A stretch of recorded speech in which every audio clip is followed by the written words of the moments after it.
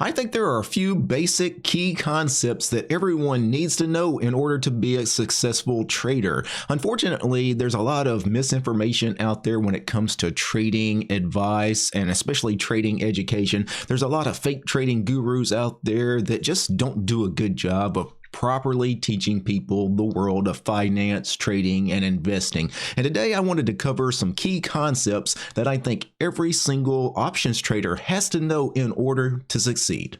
So the key concepts for successful options trading, what you need to know before you start trading. So let's jump into it. Today I'm going to cover these 4 important trading concepts. And if you don't know these 4 trading concepts, please pay close attention to this video. Also go watch some of my previous videos because I've talked about all of these on previous videos as well. But those trading concepts, those key concepts we're talking about today are the law of large numbers, quantitative analysis, mechanical trading, and the aggregation of marginal gains. And the very first concept I want to talk about is the law of large numbers. And the reason I put this first is because I think it is possibly the most important concept you need to understand. And sadly, I think like 95% of active traders out there probably have never heard the law of large numbers. The law of large numbers states that given a very large number of observations, we can expect our actual results to converge on our expected results.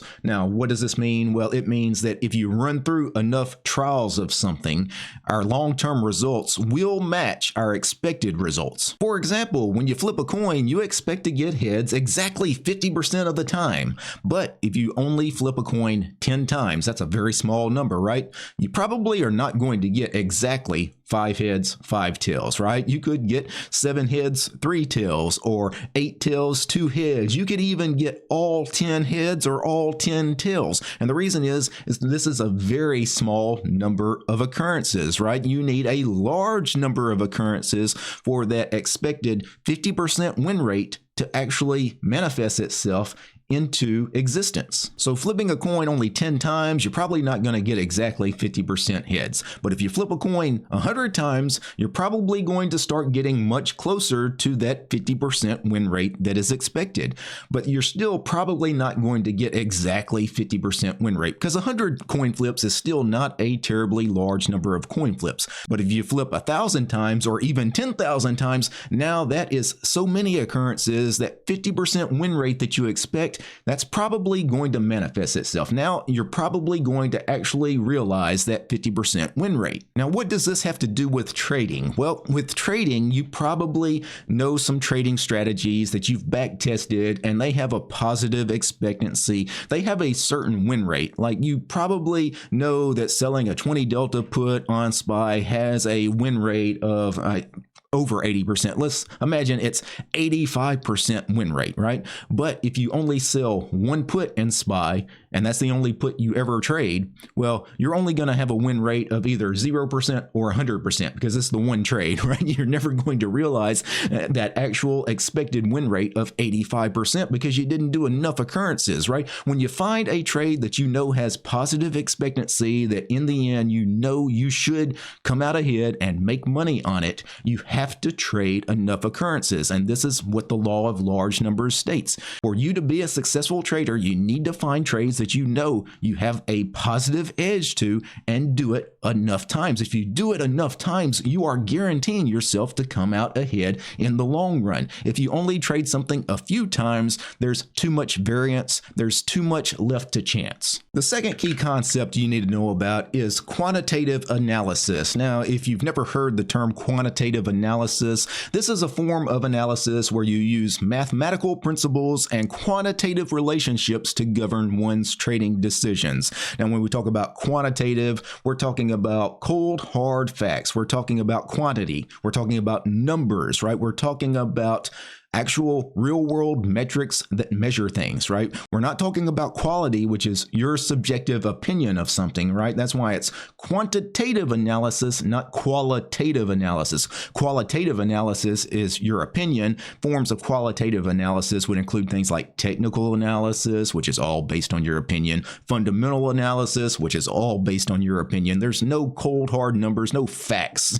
There's nothing objective about either technical analysis or fundamental analysis. And to be a successful trader, you need objectivity. And that's why you have to start using quantitative analysis. You have to start trading based on cold, hard numbers, cold, hard facts. So we're talking about metrics like probability, implied volatility, delta, theta, vega, risk reward, return on capital, buying power reduction, ratios like your delta to theta ratio, theta to vega ratio, whatever it happens to be. There's a million different metrics that you could look at. And these are real world numbers that, I can look at and say, hey, my probability of profit on this trade is 70%. That's a real number. There's nothing subjective about it. The implied volatility of this particular underlying stock is, 75%. That's a real number. There's nothing subjective about it. When you start doing things like technical analysis where, you're trying to interpret chart patterns, or with financial analysis, you're reading financial reports and trying to make decisions based off what's in a financial report, all of that is completely subjective.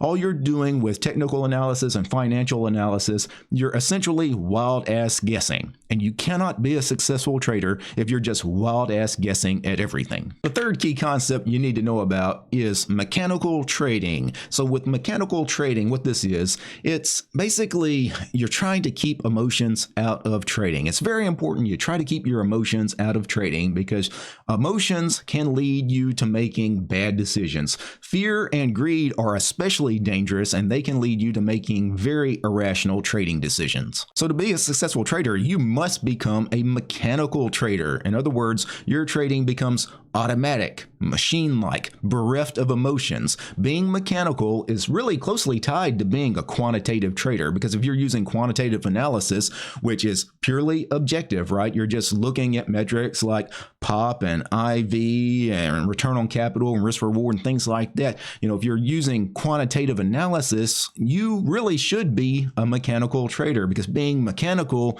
is all about, not having an opinion for the most part. It's also, I guess you could also be a quantitative trader and also let emotions creep in. But typically, if you're a quantitative trader, you have a plan and you always stick to it. And that leads to you essentially being a mechanical trader. Now, why is being a mechanical trader important? A lot of people imagine that if you remove all emotions from trading and trade as a machine, that mechanical trader, that it guarantees you to be successful. That's not the case. Obviously, just having a plan, if the plan is wrong, even if you trade it like a machine, you're still going to be a losing trader. That's not why you should be a mechanical trader. Being a mechanical trader, where it really helps you, it helps keep you sane as a trader, meaning, it helps keep you mentally stable. Because if you're a mechanical trader, you never second guess your decisions. Like, if I have a trading plan, for example, I sell put credit spreads every week in SPY, and that's my plan. I have a certain DTE, a certain delta, whatever it happens to be, and I have a plan. I always stick to it because I have that plan and it's very rigid and I stick to it.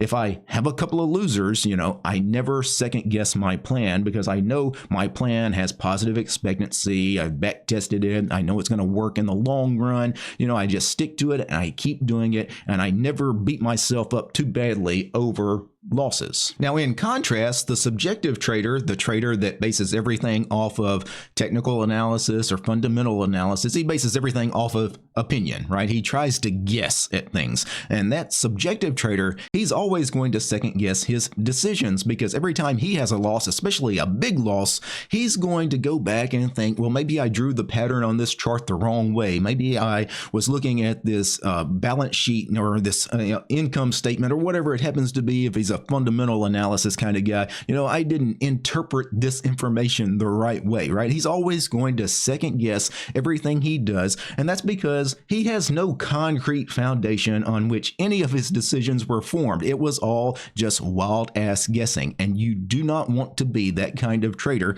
because again, that will drive you absolutely insane. And the last key concept I want to talk about is the aggregation of marginal gains. So what is the aggregation of marginal gains? Well, this is a concept that states that if you improve by just 1% in many different areas, your overall performance will drastically increase. Now, when we talk about options trading, we know there are many little things that you can do that will improve your P&L slightly. But if you add them all up, you could actually improve your P&L significantly. So it's one of the things where you try to improve in all of these areas, and each area improves you just a little bit, right? It's marginal gains, but the aggregation of marginal gains actually becomes a pretty significant gain. For example, let's talk about options trading. So some of the concepts that I've tried to preach to you guys that I know will improve your P&L. We know these will make you more money if you follow these rules. For example, we know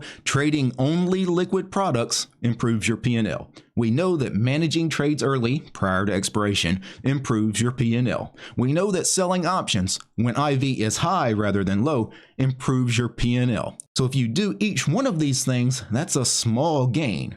But if you do all three of these things, together, all of these marginal gains, they start stacking up and your gains become something much more substantial. So as a trader, you should always be looking to improve slightly, right? You should always try to find the next thing that's going to help improve your trading, even just a tiny little bit, because these 1% differences, they add up. If you have 10 different areas that you improve in by just 1% each, that's a 10% gain if you stack them all together. So that is the aggregation of marginal gains, a very important trading concept. And finally, I want to briefly talk about fake trading gurus. Guys, beware of the fake trading gurus, because these 4 concepts I just discussed in this presentation are far too important for any serious trader not to know about them. If you find a trading guru, quote, trading guru, that never talks about any of these concepts,